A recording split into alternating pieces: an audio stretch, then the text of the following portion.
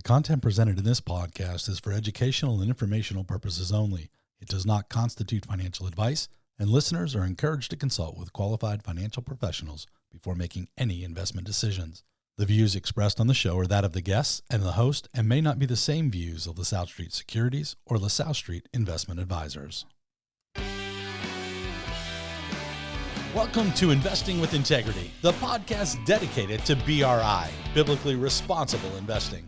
In each episode, we delve into the world of BRI, where we prioritize values over just financial gains. We believe true wealth encompasses the well-being of individuals, communities, and the world. Join us as we chat with industry experts, advisors, pastors, and more, sharing insights into BRI's core principles. We'll explore how companies are evaluated for ethical inclusion, ethical industries, and the impact of shareholder activism. Of course, BRI has its challenges, and we'll openly address them, offering tips on how to navigate these challenges while staying true to your values. Our goal is to empower you with resources to make informed, value-aligned investment decisions. If you want a portfolio that aligns your financial and moral goals, Investing with Integrity is your podcast. Let's discover how wisdom, principles, morals, and integrity can shape a purposeful approach to investing. Join us in exploring how faith-based values in finance can coexist harmoniously. So get ready for this transformative journey where we prioritize wisdom over worth, principles over profit, morals over money, and integrity over it all.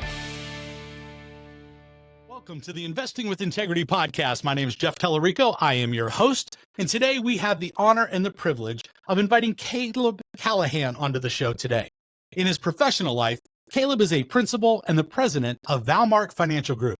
It's the parent company of the Valmark family of companies. Valmark offers full-service financial solutions within the broker-dealer, investment advisory, and the insurance industries. Caleb's also the chairman of the Valmark Global Gift Fund. It's the charitable arm of the company that he serves, and they serve organizations in need throughout the U.S. and around the world, and we're going to talk a little bit more about that in just a little while. Caleb also holds a BSBA in finance with a minor in economics. He's a certified financial planner, a certified Kingdom advisor. He's an author, a speaker, and a thought leader in the financial services industry. Caleb's contributions include providing expert testimony to the United States Congress, to the Department of Labor, and the National Association of Insurance Commissioners. He's had speaking engagements, which include the American Bar Association, the Association of Advanced Life Underwriting, the National Association of Insurance and Financial Advisors, and the $1 Million Roundtable, among others. Now, in his personal life, he serves as an elder at his church. He's been married for 19 years, and he is the father of 3 kids, which he believes is his greatest achievement. Caleb, welcome to the show. We're so glad you're here with us today. Jeff, it's a privilege to be here. Those last things you said are the most important. My mom must have sent you over my bio for the first half. I was wondering where it came from, but that's moms are proud. We're really glad of that. So, all right, let's get into this today. The first thing we want to know is something interesting about yourself that most people might not know. Okay. Well, here's one. I don't know if this is interesting, but I am actually more deeply introverted than people realize. I'm elder at my church. I teach a fair amount there and president of our company and out front a lot, but I am more naturally comfortable behind the scenes and kind of living life in my own little space, getting connected to the Lord and nature and being alone and recharging my battery. So I think people who know me, that's probably not a surprise, but people who don't, when I share that, they're like, oh no, you like to get up there and be on the stage. And I really don't. I like enjoying the birds for a walk in the woods, man. That's my thing. Welcome to my world, Caleb. People don't understand that about me either. And interestingly enough, we've had several other guests on the podcast that are in positions like ours that run companies that are serving God in these various ways. And we have that same. We want to just be able to get back to self and to reflect in and just allow God's beauty and what's around us to overtake us. And some people just don't understand that. I got those verses highlighted in my Bible when Jesus withdraws. There you go. That's goes off to pray, spend time alone. I'm like, yeah, see? Yes. Being like all Jesus. Right, so let's talk a little bit about this. Let's get all the technical stuff out of the way. Yeah. How did you get started in the financial services industry? So, man, it was really early. I was a young kid, 16 years old, had my own little landscaping business, lawn mowing business, like people my age did back then. And I think every young boy had a lawn mowing business. And it actually got pretty big. We were cutting 70 lawns a week in high school. I worked out a deal with my principal to get out of school half days. I had two people working for me. And my senior year in high school, I said, I want to study finance. I thought I want to be a stockbroker. This was when stockbrokers were still a thing. And I thought, you know what? I'm going to keep running this lawn business, and then I need to know what to do with the money I'm making. And so a senior in high school, I just felt like this is my thing. I'm going to be a stockbroker. I looked up in a college catalog what degree goes with being a stockbroker. It was a degree in finance. And, my life has taken a lot of different turns than I expected, but that was clarity God put in my heart when I was, 17 years old as a senior in high school, study finance. Amazing. And then right out of college, you just jumped right into the business? Yeah. So, was fortunate enough. I got a degree in finance. And then my junior and senior year of college now, not high school, but college, there was an internship opportunity. And that ended up being a company that I got an internship with. I took a job there upon graduation, and that is the company that I am the president of today and a minority shareholder. So it's 20 years ago. What an amazing story. So I have to ask, because I know the listeners are probably scratching their head. Did you sell the lawn care business? Yeah, I did. It was not a massive monetization event. I could tell you I still got to keep working. I think we all do, because we enjoy what we do, don't we? Yeah, heck yeah, man. There you go. Most days, although I will say sometimes when I'm sitting at home in my office and it's comfortable temperature outside, the sun is shining, and I hear the lawnmower, I'm like, man, I'd like to do that job today. But when it's pouring down rain and there's a ton of leaves and all that, I'm like, man, I'm glad I'm in here and I'm not out there. All right. So got to ask the question. Do you do your own yard? I should have known I set myself up. So I did for a long time, but a few years back, just life got too busy, and I'm kind of a grass snob because I grew up doing it. So like I wanted to be meticulous. So this is probably like a parenting fail on my part. But so my boys, I have two boys, 17, 15, and then a 12-year-old daughter, and they have plenty of chores around the house, but one of them is not mowing the lawn. We have a pretty large 5 acres, but I have a service to it because I want nice edging, nice striping. And so That's they awesome. have to learn to work other ways, because when they were younger, they're like, hey, Dad, can we mow the lawn? I'm like, why don't we find another job for you? I didn't want crooked. I can appreciate that. Yeah, you want it to look like a golf course, really nice and manicured. That's my thing, man. I like being out in nature. I mentioned that, and part of being there is, man, when the grass is nice, I just like, that's the way it ought to be. Cool. So this podcast is dedicated to biblically responsible investing, trying to let listeners know that there are alternative choices to them when it comes to the world of investing. We can invest in the secular world, or we can invest to kingdom principles. When you hear the term biblically responsible investing, what's that mean to you? Well, I mean, that's ultimately what stewardship is all about. I mean, you read the scriptures and the money is not ours. The resources are not ours. We're managing them for the king. And to say, what would the king have me to do with his money?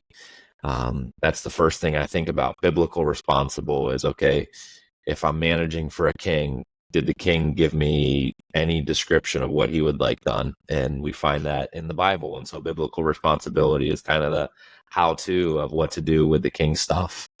So that's super high level. And then how that plays out, I think a lot of it has to do with, people, I view it kind of like a spectrum. There's some people that look more like, what are the things I avoid investing in, right? Because this is the king's money, and the kingdom is not doing those things. So I don't want the king's capital in that space. Other people look at it less of what shouldn't I do, but actually what should I do proactively? What type of use of the king's money advances the kingdom, right? And then personally, that's a good lens, but I also take a step back and say, it's not just about where I'm putting my investments, but I like to step back and say, like, before I even get to the investment part of the portfolio, my overall approach to finance, my overall budget, my overall approach to generosity. If I'm just focusing on me saving money for my things, and then I'm just talking about biblical investing, I can come to the false conclusion. I think, hey, I'm doing it the way the king wants. Well, if it's still all saving money for yourself, it might not be probably not what the mandate is. It's about stewardship, which involves generosity, giving, and then where you are saving for yourself and being wise and being a good steward, making sure that money is put to things that are consistent with God's kingdom. That's kind of how I look at it.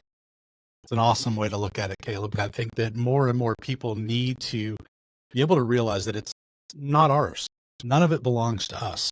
And at the end of the day, when we think about this and we hear about tithing and that 10%, God actually never mandated the 10%. Abraham did it before God even talked about it. He felt that was something that he should do. And when people realize that God just wants our first. He wants us to just be there for him and do that. And he allows us to keep 90% that we can use for more kingdom work. If we really look at it that way, that's what it's for. And something I learned a long time ago, you cannot outgive God if your heart's right. You don't do it to get, you do it because, number one, we should. When we do, he honors that. Yeah, he who is faithful with a few things will be made ruler over more things. That's a kingdom principle, Absolutely. Stewardship.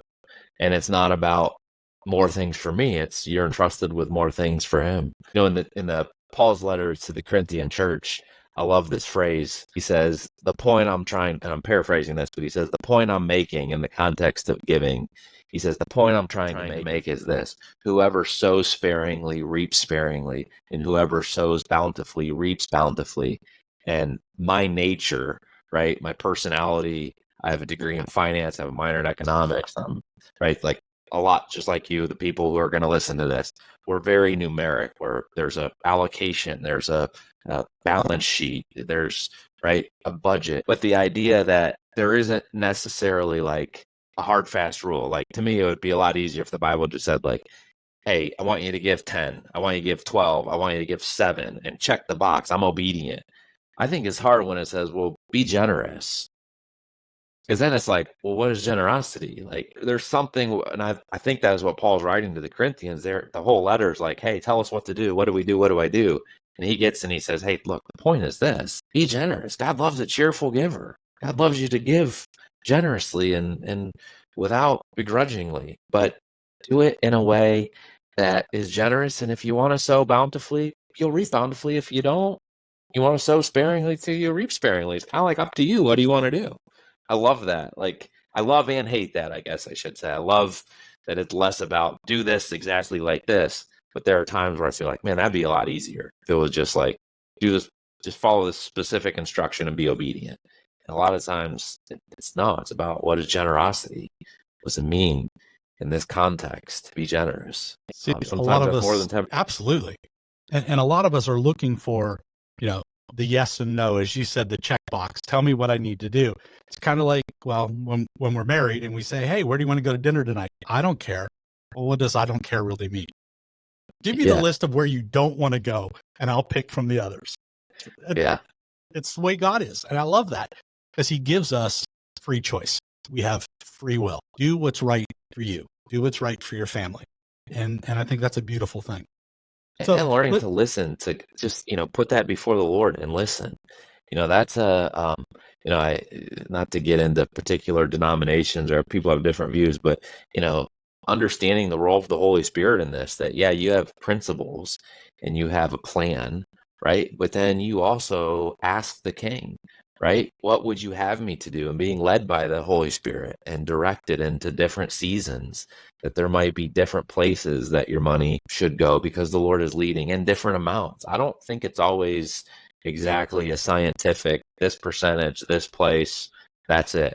I think there are principles and there's consistency to those principles, but then I also see all through Scripture that the Spirit moves and leads in different seasons. God's kingdom is expanding and the Spirit is moving in different ways throughout that kingdom, and we want to be in tune to that and surrender those resources to where they need to be for that season. That's a really fantastic way to look at that. My wife and I, we used to play this game if we had missionaries or someone come into church before I started pastoring a church, and they were asking for resources and asking for money. And we both felt that, yes, we need to give.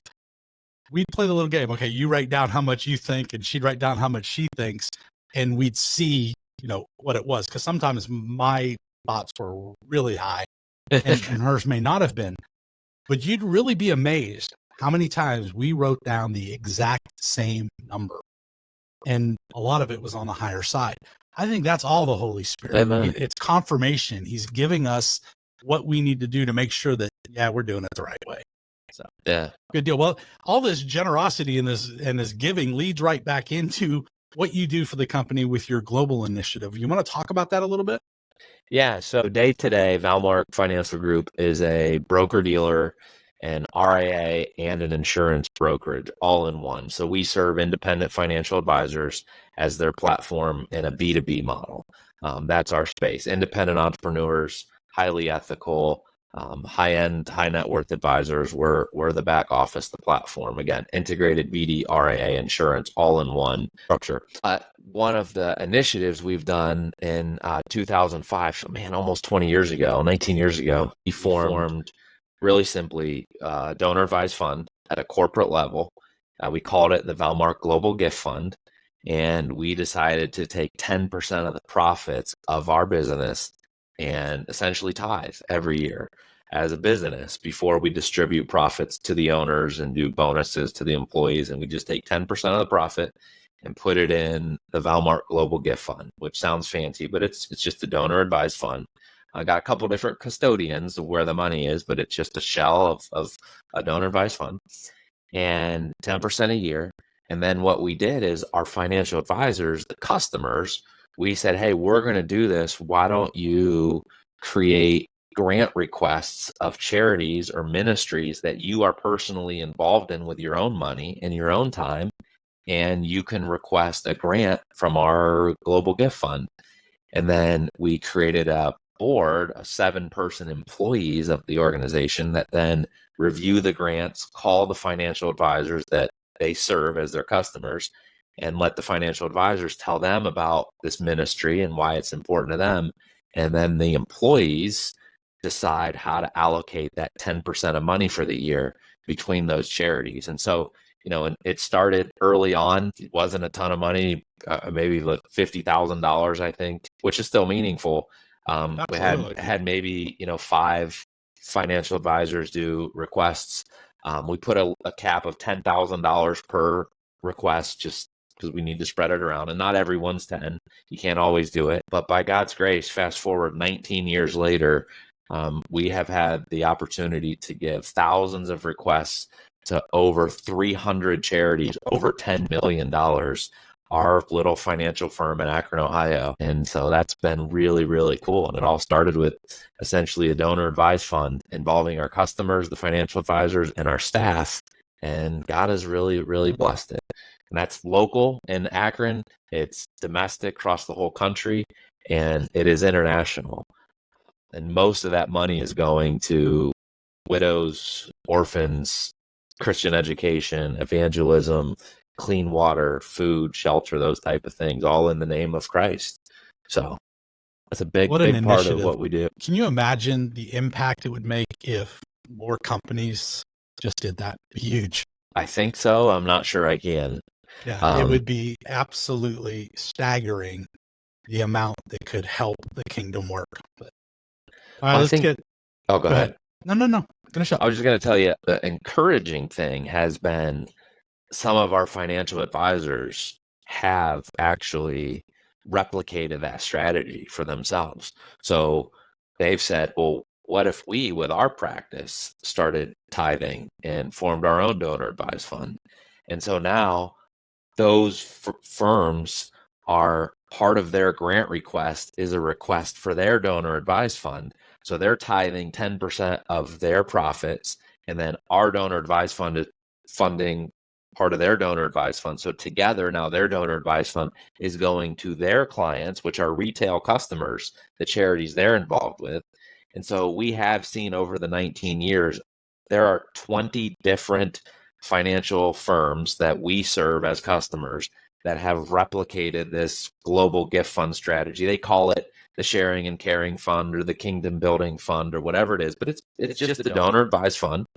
And they have taken our grant request applications and we got some constitution and workflows just to formalize it. And we give them to them for free. We say, hey, if you want to do this, we would love to just share. And so it's not everybody, but it's been a blessing. In addition to the $10 million that we know has been given from our fund, there are 20 other financial advisor companies that have replicated this strategy in their own community. So, it is paying it forward in a way and multiplying. So it is working. They say that things that we do, the interactions that we have with others, can have a ripple effect that goes further than anything we can ever imagine. You take a rock and you throw it in the lake and you see it ripple, ripple, ripple, and it eventually ends. But when we do kingdom work and we support things that are important to the king, there's no end to that ripple. You have no idea whose life you may affect somewhere further down the line that had nothing to do with the original grant request, with the original donation. And it's just amazing how God can take such a simple thing and multiply it like he did the fish and the loaves. It's a great thing. I commend your company for doing that, Caleb. I think, again, I wish more and more companies would do something like that because it's pretty cool. Oh, well, thank you. And it's his money, his company, his glory. So let's get back into talking about biblically responsible investing. One of the points that a lot of people don't want to invest this way is because they feel they think that performance will suffer because of it. What do you guys do to talk about that, to show your clients that there's really no difference? Yeah, I think there are two ways you can go with this question. And I think you can actually just engage in the technical analysis of actually, let's just look at the performance. And when you actually look at the performance, you can actually dispel that myth. There is plenty of real empirical data that says, no, you're not giving up performance in lieu of investing in biblically consistent avenues. But you can also, performance is kind of like, well, what do you wanted to say? If you want it to look good, I can make it look good. If you want it to look bad, I can make it look bad. I can find something somewhere at any point at any time to make my point when you're just looking at that. So I would say if you are looking for it to be bad, there's somebody who can go in and say, oh no, biblical responsible investing is going to cost you. If you're looking for it to be good, I can pull data that says, actually, no, it's not only not going to cost you, it's actually going to benefit you. But what I would step back and say, okay, do it. Do the math, do the research, right? You should. That's being a good investment advisor and sitting down with a client and helping them understand. But I do think it's important to say, but is it the most important thing, the absolute rate of return, or is it something more than that? Is it just if the return isn't good enough? That'd be like saying I only give to my church as long as I get a tax deduction. It's like, well, the tax deduction's helpful and that makes it nice and it's kind of God, but it also is financially rewarding. But don't just do it because it's more profitable. So one thing I would just say is I think the data is there, but I would step back and say, even if it wasn't, isn't it still important to do? The next thing I would say is, do you believe that the work that you're doing is advancing the kingdom mandate? If we were created in God's image and God says we've been given dominion over the birds of the air and the fish of the sea and essentially over his creation, part of living out that creation mandate is continuing to be a creator and innovator and do things in his world and reclaim that territory for God's kingdom. And one of the ways to do that is putting capital towards good things. How kind of God. I tell my kids this, or even when I teach some of the high school, my little brother's a youth pastor. He'll invite me in sometimes. And I'll say, God's ways are the best ways. It works so that when you do things God's way, it actually tends to be a successful business too. Not always in the short run. Sometimes there is a cost and there is suffering and there is persecution and there is a trade-off. But a lot of times in God's kindness, the way God says to do it, if you run a company and live out the Beatitudes, you generally speaking have a good company that people want to work at, that customers want to come to, that creates a profit. So I would say, man, when you do things God's way, it often does result in financial success. Of course it does. He designed it. He made it. His ways are the best ways. He didn't just tell you, hey, I'm going to come up with these crazy rules, and then I just want you to obey these rules. And you're not going to obey these rules all the time. And I'm just going to prove a point to you that you're not good enough, and then I'll come rescue you. Like, there is a little bit of truth in that, but that's not like the whole story. The whole story is like, I didn't randomly just make this stuff up to make it hard. Like, I'm genuinely telling you the best way to do it. If you do it this way, it actually works. Now, you're not going to get it perfect, and you're not going to do it right, and you are going to need my help, and I am going to have to come in and restore. But I didn't just like make these things up to think, what's the hardest thing I could ask of you? No, this is the way it works. When you do it this way, it tends to prosper. It brings shalom, the way it ought to be, the peace that should be there. So I would say there is no trade-off when you look at the data. Of course, you can find snippets to make it look better or worse. But the main thing is, are you doing it because it's the right thing to do, regardless? And recognize God is kind over the long run. The way that he says to do things happen to bring human flourishing and prosperity when done the right way. That's how I look at it. That is a fantastic way to look at it. I'm glad you explained it the way that you did. It's going to answer some questions for people that are out there knowing that God just says do right. I mean, he gave us 10 commandments. Jesus boils all 10 down to 2, and we can't even do that. Love God, love others. Simple as that. And when we use our capital to help other people, that's showing God's love. Whether you're a believer or not, there are great people out there that aren't believers that give and give and give. They understand this concept of generosity. I just wish they would understand who created that in them. Yeah. Because it wasn't the enemy that did.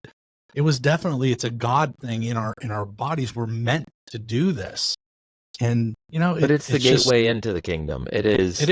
You need, Jesus is the only way. We believe that. The Bible teaches that. There are claims of exclusivity that, these people would say, we're all just climbing a mountain, and I hope we all find our own way to the top. Well, Jesus didn't leave that door open. He was very mutually exclusive, right? At the same time, there are attributes about the kingdom that are attractive to people to say, man, I do desire to be loved. When I see love, like unconditional sacrificial love, I am drawn to that. I don't care if you're watching a sporting event. There's something about pride that you just hope the team fails or the athlete fails. When you see humility, you're just like, man, I am pulling for them. I am pulling for the underdog. Like, wired in you are attributes of the way God designed things to be. And so when we do those things that are consistent with kingdom principles or kingdom economics, they do tend to work. And ultimately, then you need to say, well, why do they work? And who put those in place? And you lead people to know Jesus.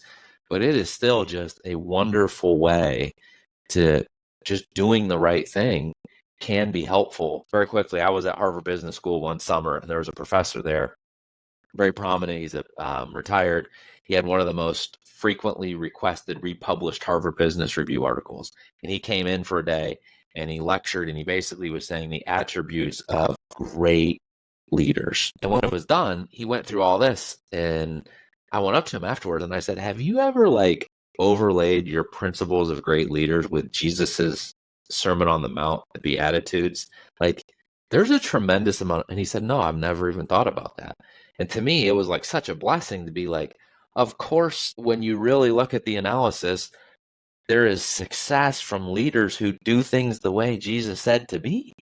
That is winsome, and it works. I was like, wow, are we surprised? Why do you think Jesus said to do it? Never ceases to amaze me. I do some coaching outside of my practice that I help Christian leaders understand more about bringing Jesus to work. And so many of them are afraid to, because they're afraid of retribution, because they don't know in the public space what's acceptable, what's not. But when you have the leader who really wants to, and then you talk about leadership skills and they start quoting John Maxwell, who I'm a fan of, or these other guys, I just have to ask them, well, where do you think they got that from? Right. And then they're like, well, no idea. Well, it's all in the Bible. All truth is God's truth.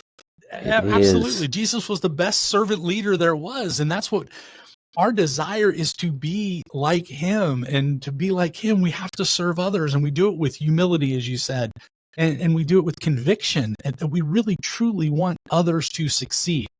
That's why I do what I do. And I'm sure that's why you do what you do. And watching your children, I will tell you this, mine are much older. They're adults now, and I have grandchildren. So as they mature, Caleb, you're going to see the fruits of everything you taught them start to come out. And you're going to have this different emotion. I want to say it's pride, but it's a good pride. It's not the pride that brings us down. That they finally see you for who you are, and thank you for raising them the way that you did. That moment will come, my friend. And when it does, it's going to be such a blessing to you. Thank you. All right, we talked a lot about, you've mentioned the words wisdom, and you've mentioned the words profit, and we've talked integrity.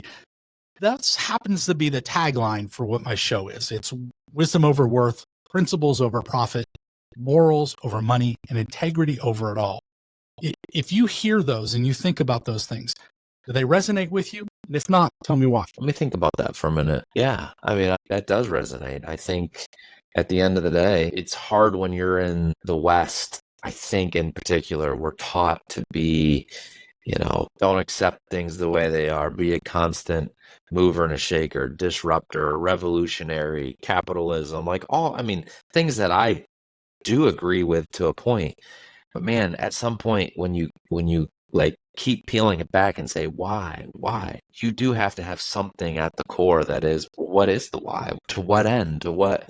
And when you say profits, okay, profits for what? The sake of profits? Well, why? Okay, well, if fundamentally profits are a tool to be used either good or badly, well, now I can start to say, okay, profits are important. They're not evil, but what I do with them and why I make them and how I distribute them. So I think I like the tagline. Just what struck me, and I had not heard it before, is for the person who has the deeper questions about what is the reason we're here and what's the point of it all. I like those phrases. So much of financial planning is like there's a financial goal and then you get it and it's like, is that really the end of the story? Like, I did the financial plan, the e-money software, or whatever your thing is. And it's like, okay, it works. You did it. Like, is the game over? Did I win? And I love Mitch Anthony has that line. You've probably talked with him many times, but he says, money can help you fund a purpose, but it cannot help you find a purpose. And that is another way of getting to the heart of, which I love that you've put those out there. I mean, maybe I'll turn it around and ask you, when you give those principles and those taglines in your conversation with clients, does that lead to discussions of places that you otherwise wouldn't go if you didn't have those? Absolutely. I think that part of the wisdom over worth is the conversation is simple. You come to me, you want advice, this is what I do, because that's all I do. I have a niche practice. I only do biblically responsible investing. I don't buy Microsoft, Facebook. I just don't. I screen everything I do. And I do it on both the positive screens and the negative screens. So my clients understand that. But when it comes to wisdom over worth, the conversation's simple. Do you want to be educated in why we do what we do? And this is where the Bible tells us to do it this way. That's where wisdom comes from. Principles over profit. I'm not going to do something unethical, unmoral. I'm not going to take a risk with your money just to chase the latest and greatest, stock pick or mutual fund that might kill it this year. Because, 5-star Morningstar this year could be a 3-star next year and then a 1-star the year after that. Things happen. So are we putting something in place that's got a grounded, rooted principle that we follow? And they love that aspect of it. Morals over money. Again, that's the same play. It's just, are we doing things that are morally right? Am I telling you the truth? Are you telling me the truth? That's the other part of it. Sometimes clients don't want to share the truth with you until they really get to know you. And our advice to them may change when we have the whole truth. So when we sit down with clients and we're going through a planning process, we ask them, just be as honest with us as you can so we can make the right recommendations for you. Because the one thing we don't ever want to do is put them in a position that 5 years, 10 years down the road, had we known the truth, they wouldn't be in. And then again, integrity. I think integrity over everything we do. That's explaining how annuities work. That's talking about stocks and mutual funds and the risk that's involved when you invest. I think that is a big play in all of it. And that's kind of why I think God led me to those 4 words as the tagline for this podcast. And Jeff, I affirm everything you just said. That resonates with me. Well done. Well, thank you. So, you've been with one company since college. So has it always been a place for you to be able to share faith freely like you do? Because I know you outside of this podcast. We've met several times at Kingdom Advisors, and I see you live this out. So how has that affected your life? Does it just bring you joy to be able to do that? Oh, yeah. I mean, I would say it is one of the things I'm most grateful for in my life is the ability to live life just holistically and not in silos.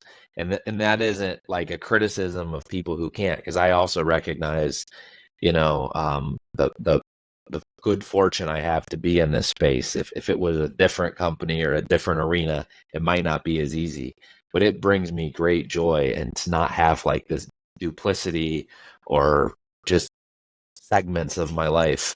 Early on, I was raised where I think well-intended, but it was kind of like a lot of us that grew up in a church or around a church, like there are certain types of spiritual jobs, right? And you end up in this one, and you can be a pastor, you can be a missionary, you can, there's like 10 acceptable jobs. Maybe there's only 5, I don't know. And for whatever reason, like I love Jesus, but from the time I was young, like I always had kind of like a business mind. I kind of understood money. I bought and sold cars. I bought and sold real property, mowers and things. And it was always like, I don't know, I just kind of think this way. But early on, I remember going to college and then even the first couple of years working before I was, confident to know that I could do these things. I'm just kind of feeling it out and thinking to myself, like, am I going to just like work here, make money, and then take that money and give it to a church?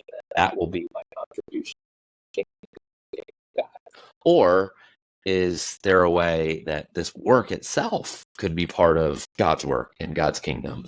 And so early on, I felt more of that tension, mostly because I had never really seen working in, we'll call it a secular job, having people see it as a calling. But through a number of people, a number of mentors, and ultimately the majority shareholder of the company who hired me 20 years ago, who is a believer. And as we grew in our relationship, it has just been not only like the option to do it, it has been like the main emphasis. Like, this is why we're here. This is what we're doing.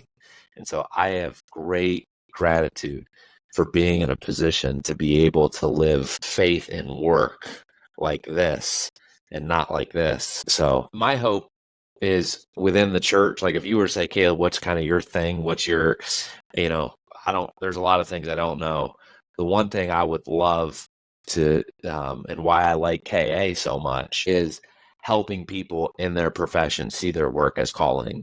Because to me, when you can wake up every day and this is God's kingdom and your day-to-day job, like sometimes it's sharing the gospel with people, like straight up, full-fledged, just death, burial, resurrection of Jesus, justified by faith. Like just sometimes it's like that. And sometimes it's just being a really, really, really good manager and giving people grace and being humble and being a good listener.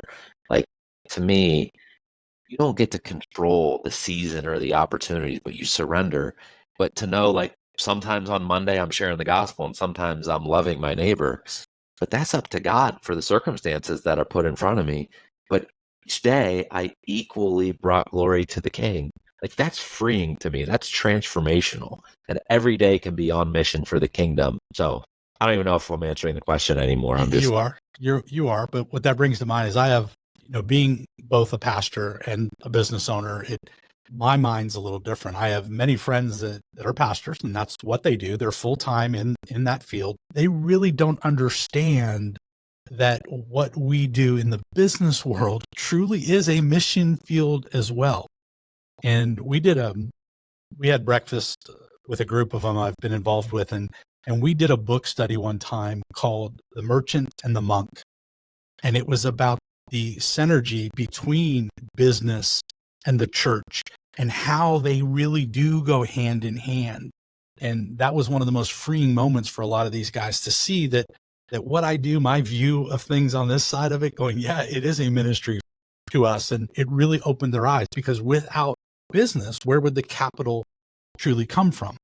So understanding what we do and why we do it has brought, tremendous, again, freedom to a lot of these people, these pastors. So we're coming up towards the end of this, but there's got to be a couple questions I have to ask you. The first is, take out your crystal ball.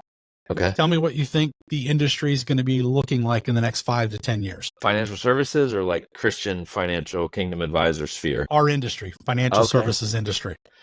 I mean, look, I'm not the right guy to know. If I had to just categorically say, I mean, clearly everybody's wondering what, AI and machine learning, and does that take over the role of asset allocation, the role of financial planning? What is the role of the human financial advisor? And I don't know. But I do know that the human condition and the soul and the part that is made in God's image and made to long for the things that only God can provide can never be replaced by any kind of machine or algorithm. So I guess if I were just to take that to some practical application, I would say, in your practice, in my practice, hold fast to the principles, but hold loosely to the particulars. So some of the ways we make money today, or the tools we use, or the screeners, like maybe hold those loosely, hold fast to the principles, and maybe we become more, people talk about being more, I don't know if this is the right word in Christian circles, but being more psychologists than financial advisors. Some people talk about being more coaches than analysts. Some people, I don't know what the right framework is, but I get the point. The point is, as more and more of what financial people have done historically becomes automated by tech and machines, do the part that is uniquely human. To me, that's true for all businesses. It's true for financial services especially, but it's particularly true for kingdom advisors, because the most human thing that you can do is the work of the kingdom with the souls of men and women. Like, so to me, as much as people talk about, well, what's the role of humans in the future? Like, there's a part where you can be like, I don't know exactly how we're going to do it. There's a part that's like, oh, that's exciting. Like, because as we start automating all that stuff, then we have to really talk about what matters, what's left. So, see, I look at technology as being a tool for us to increase our capacity, because, I mean, one advisor can only handle so many clients effectively. But with good technology, we could theoretically half that number or double that number from what we currently can, because it does make it easier. And for the kingdom advisor side of me, that's like more people I get to share this message with. So that's the way I look at that. yeah. All right. So if you could have a conversation with 3 people, dead or alive, who would they be and why? And you cannot say Jesus. Okay. Well, I mean, I'm going to have to pick someone in the Bible. I'm going to go with King Solomon. I mean, I don't know how you can, you probably get that a lot if that's a question you ask your other guests, but King Solomon, for obvious reasons, being the wisest man who ever lived, according to the Bible, that sounds pretty good. Second one, I would say, I'll go a little more in contemporary history. I would love to talk to Winston Churchill. I think read a lot of books on his leadership through the war, Second World War. So probably him. Just the more that you see the unlikely nature that he was used, the way he was used, it's like, wow, that was a unique man for a unique time. And then I guess if we're going to go back maybe a little further, you know what? I would love to, in my room, you can't see it, but there's a Revolutionary War painting. And I mean, any of the founding fathers, but I would love to see how George Washington led. You read these books and they talk about he was like the typical general. He was just taller, he was bigger, but he had like this winsome humility that people would follow him anywhere. And the way that he led as a commander in an army, the way that he became a president, the way that he didn't want the presidency to be about him, and he enforced himself having term limits when they wanted him. He's like, hey, I don't want to be a king. It's not about me. So I guess I might change my list if I had more time to think about it, but I guess I'm going with King Solomon, George Washington, and Winston Churchill in chronological order. There you go. So you are the first one, who said King Solomon. You are the Okay. second or third that said Winston Churchill. That's pretty interesting because I like Churchill's. I like him a lot too. And I think you're the very first one to say George Washington, but I understand the reasons why, because he really was. He was a gentle giant who led with humility, as you put it out. All right. So the last question, what haven't I asked you that you're just dying to talk about? I don't know. You're good at asking questions. You know what you're doing. I guess I would say maybe because I have empathy towards being a young person who started as an intern and grew up in a company and am now one of the principals, shareholders, and the president. I have kind of this affinity for young people coming into the business. Everybody always tells me like, oh, and which is fine. But in 2024 or whatever, you're going to have 11 companies you work for. You're not going to stay with the same. There's all this stuff. Okay, maybe. But I would say, man, what is the plan for recruiting and engaging young people into our profession, particularly young people who love Jesus? Because I think Ron Blue says it. Every financial decision is a spiritual decision because money is a barometer for heart. So man, what better way if you believe the things you believe about the Bible to get close to someone's heart than to be the one that is interacting with them with their money? That's like being in the front row of the most important thing going on and being able to influence that. So if you love Jesus and you say where's the natural place, man, so for me, I would say, what is our industry doing to really connect? And I would just encourage anyone who's listening to this, man, get involved in your churches as much as you have youth group and college, and you have men of business, women of business who are there championing the idea that you can serve Jesus in your profession. And these are honorable, noble, kingdom, God glorifying professions. If you have any universities that are local, man, do an internship like our Global Gift Fund, even. It all starts with one step, right? It's $10 million, it's 19 years, it's 300 charities, but it all started with one grant for a few $1,000s. I would say the same thing. We have 20, I think we're at 27 today, interns in our building in Akron, Ohio right now. It used to be one. So start with how can you be an ambassador for God's kingdom? But one of the ways as a financial advisor, be an ambassador to your church or be an ambassador to your university or to whatever your nexus is to young kids, and just do one internship, one mentorship, help one person see that this is a great profession that's needed, financial services. And if you happen to love Jesus and want to serve him, that is a double bonus for going into this industry. That would be if we were going to have another conversation sometime, I would love to talk about, man, that plan, helping young people come into financial services and in particular be on mission for the kingdom in financial services. Well, I don't know if you've listened to the show, but on the first season of this podcast, Kurt Cornfield's show was the most downloaded episode we had. Kurt he runs Liberty Universities. Yeah, I know the name. I don't know him personally, but I know. You need to meet Kurt. He is doing incredible work with these young people at Liberty University, and he has gotten other universities involved as well. There was over, I think, 300 students at the Kingdom Advisors Conference this year that were there. I saw the job fair. That was awesome. We sent our HR people place there to mingle, and I love that. And didn't he win the Larry Burkett? He did a couple years ago. A year ago, not this 2023, but 2022. Yeah. What a great 2024 was 20. Yeah, Kurt, he's an incredible individual, and he was a great, gracious guest on the show because he's busy. He's doing really good work. So.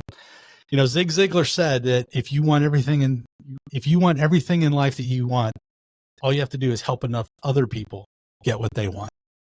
But that kind of ties into exactly what you said. Let's teach them, let's mentor them, let's be here for them. So, Caleb, you have been awesome on the show. Thank you so much for joining us today.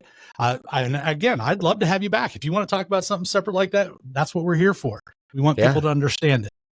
So thanks again. God bless. Take care. Bye-bye.